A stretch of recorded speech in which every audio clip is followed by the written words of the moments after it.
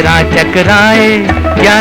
सोचने मात्र से ही यह काफी कठिन कार्य लगता है कि आखिर किस तरह से मोहम्मद रफी जैसे शांत, सौम्य, सरल और मृदुभाषी व्यक्ति न केवल अनियंत्रित शम्मी कपूर की बल्कि जॉनी वॉकर के मजाकिया, हास्यपूर्ण और बेहद चंचल चरित्र की आवाज बन गए। है दिल है मुश्किल जीना यहाँ, जरा हट के जरा बच के, यह है बॉम्बे मेरी जान। से मोहम्मद रफी के सिवा कोई भी दूसरा गायक इस हंसोड़, शरारती और चंचल कलाकार की आवाज नहीं बन सकते थे। 50 और 60 के दशक में जॉनी वॉकर ने सिनेमा के पर्दे पर जो कमाल दिखाया था, उनके लिए उसी तरह का कमाल सिनेमा के पर्दे के पीछे से मोहम्मद रफी ने दिखाया था। अरे जाने कहाँ मेरा जिगर गया जी, अभी अभी यही था किधर गया जी। यही कारण था कि मोहम्मद रफी के गाए गानों ने जॉनी वॉकर की सफलता में 4 चांद लगा दिए। मैं बम्बई का बाबू, नाम मेरा अनजाना, इंग्लिश धुन में गाऊं मैं हिंदुस्तानी गाना। Comedian Johnny Walker Mohammed Rafi को बहुत ज्यादा मानते थे। उनका रफी साहब की गायकी पर इस कदर का विश्वास था कि वह हर फिल्म में अपने ऊपर रफी साहब का गाया गीत रखवाने के लिए निर्माता निर्देशक से आग्रह करते थे। लेकिन एक बार जब एक फिल्म में उनके ऊपर फिल्माए जाने वाले गीत को मोहम्मद रफी के बजाय मन्ना डे से गवाने का फैसला किया गया तो उन्होंने एक तरह से बवाल कर दिया। इस वीडियो में मैं आपकी दोस्त और होस्ट साची इस बारे में विस्तार से बताने जा रही हूँ। आप बने रहिए हमारे साथ।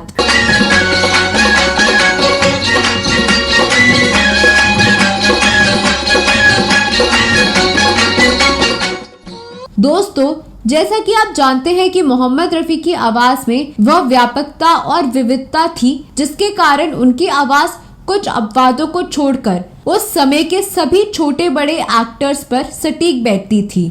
जब जॉनी वॉकर ने रफी साहब के बारे में कहा था, रफी साहब इतने समर्पित गायक थे कि जिन अभिनेताओं के लिए वह गाते थे, रिकॉर्डिंग से पहले समय निकालकर उनसे जरूर मिलते थे ताकि अभिनेता के चरित्र से अपनी आवाज का मिलान कर सके। जब रफी साहब मेरे लिए गाते तब ऐसा लगता कि मैं खुद गा रहा हूँ। अरे वाह वाह वाह वाह, ऐसा कैसा होगा, तोबा काहे को करता, तोबा काहे को करता, प्यार से डर। और गानों की लंबी सूची है जो मोहम्मद रफी ने जॉनी वॉकर के लिए गाए, और उन गानों को सुनकर ही आप बता सकते हैं कि पर्दे पर उन गानों को जॉनी वॉकर ने ही गाए होंगे। कहीं बिल्डिंग, कहीं ट्राम में, कहीं मोटर, कहीं मिलता है यहाँ सब कुछ एक। मोहम्मद रफी के गानों पर जब आप जॉनी वॉकर की अदायगी को देखेंगे तो एक कॉमेडियन और एक गायक के बीच की केमिस्ट्री को देखकर हैरत में पड़ जाएंगे। जॉनी वॉकर के लिए सबसे पहले मोहम्मद रफी ने साल 1954 में आई फिल्म आर पार में गाना गाया था और उसके बाद से जॉनी वॉकर दर्शकों के चहीते बन गए।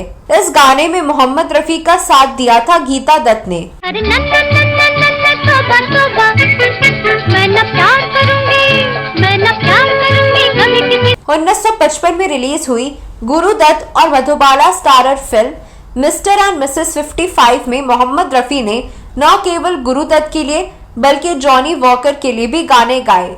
जाने कहाँ मेरा जिगर गया जी, अभी अभी यही था किधर गया जी। इस गाने में मोहम्मद रफी का साथ दिया था गीता दत्त ने। इसकी अदाओं पे मर गया जी, बड़े बड़े अखियों से डर गया जी। इन गानों के बाद तो मोहम्मद रफी और जॉनी वॉकर की जोड़ी जम गई थी और यह तय था कि जिस फिल्म में जॉनी वॉकर होंगे उसमें उनके लिए मोहम्मद रफी का गाया कम से कम एक गाना तो अवश्य होगा। लेकिन इस सिलसिले में 1962 में आई एक फिल्म अपवाद साबित हुई। यह फिल्म थी बात एक रात की। फिल्म में मुख्य भूमिका में थे देव आनंद और वहीदा रहमान। फिल्म के निर्देशक थे शंकर मुखर्जी। इस फिल्म में संगीत दिया था सचिन देव बर्मन ने और उन्होंने इस फिल्म में एक से बढ़कर एक गीत दिए। इस फिल्म में हेमंत कुमार के गाए गीत ना तुम हमें जानो, तुम हमें जानो, न हम तुम्हें जाने, और मोहम्मद रफी का गाया गीत अकेला हूँ मैं इस दुनिया में काफी लोकप्रिय हुआ। अकेला हूँ मैं इस दुनिया में। इस फिल्म में जॉनी वॉकर पर एक कवाली रखी गई थी। अबे नजारा मुझे किसने चिलमन से मारा, नजारा मुझे। सचिन देव बर्मन किस गीत को किस गायक से गवाना है यह गाने की जरूरत के हिसाब से तय करते थे। ऐसे में उन्होंने इस कवाली को मन्ना डे से रिकॉर्ड कराने का फैसला किया। बिखेरे बाल जब वो बिखेरे बाल जब वो।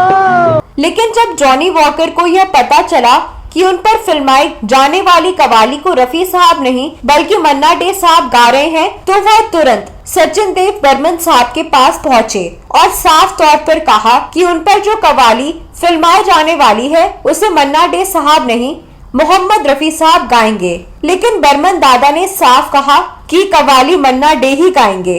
वह भी अपने फैसले पर अड़े थे और जॉनी वॉकर भी अपनी जिद पर अड़ गए। जब बात बढ़ गई तब मामला पहुंचा फिल्म के निर्देशक शंकर मुखर्जी के पास। उन्होंने भी सचिन देव बर्मन से कहा कि जॉनी वॉकर के लिए गाया गाना अगर मोहम्मद रफी गाते हैं तो वह हिट या सुपर हिट होता है, और वैसे में बेहतर यही है कि जॉनी वॉकर की बात मानकर इस गाने को मोहम्मद रफी से ही गवाया जाए। सचिन देव बर्मन और ओपी नैयर वैसे संगीतकार थे जिनके फैसले को बदलना मुश्किल था। सचिन देव बर्मन के मिजाज से सभी वाकिफ थे। एसडी बर्मन ने साफ तौर पर कह दिया था कि आप इस कवाली को किसी और गायक से गवा सकते हैं, लेकिन फिर म्यूजिक कंपोजर के रूप में आपको किसी और संगीतकार को लेना पड़ेगा। एसडी बर्मन के आगे किसी की नहीं चली और फिल्म में वह इस कवाली को मन्ना डे की आवाज में रिकॉर्ड कराया गया। चले जब हाय चले जब नाज से जालिम कयामत भी कदम चूम। टाइम्स ऑफ इंडिया में 4 अक्टूबर 2009 में प्रियंका दास गुप्ता ने मन्ना डे से इंटरव्यू किया था, जिसमें मन्ना डे ने कहा था कि उनके और रफी साहब के बीच कोई प्रतिस्पर्धा नहीं थी और उन्होंने स्वीकार किया कि रफी साहब गायकी के मामले में उनसे आगे थे। मन्ना डे साहब ने इस इंटरव्यू में कहा था कि किस गाने को किस गायक से गवाना है इसमें 90% महत्व संगीतकार को दिया जाता है, लेकिन कई बार ऐसी स्थिति का सामना मुझे करना पड़ा जब किसी कलाकार ने कहा कि उसके लिए कोई और गायक गाए। जॉनी वॉकर का भी मानना था कि उनके लिए रफी साहब ठीक रहेंगे, क्योंकि सर जो तेरा चकराए वाला गाना बहुत अधिक लोकप्रिय हुआ था। आजा प्यारे पास हमारे, काहे घबराए। लेकिन सचिन देव बर्मन ने गाने का रिहर्सल मुझसे करवाया था और वह चाहते थे किसने चिलमन को मारा गीत को मैं गाऊं। जब मैंने सचिन देव बर्मन के निर्देशन में ए मेरे प्यारे वतन गीत गाया था तभी से हमारे बीच निकटता थी। मन्ना डे ने भी बहुत ही बेहतरीन तरीके से उस कवाली को गाकर अपनी गायकी का लोहा मनवा लिया।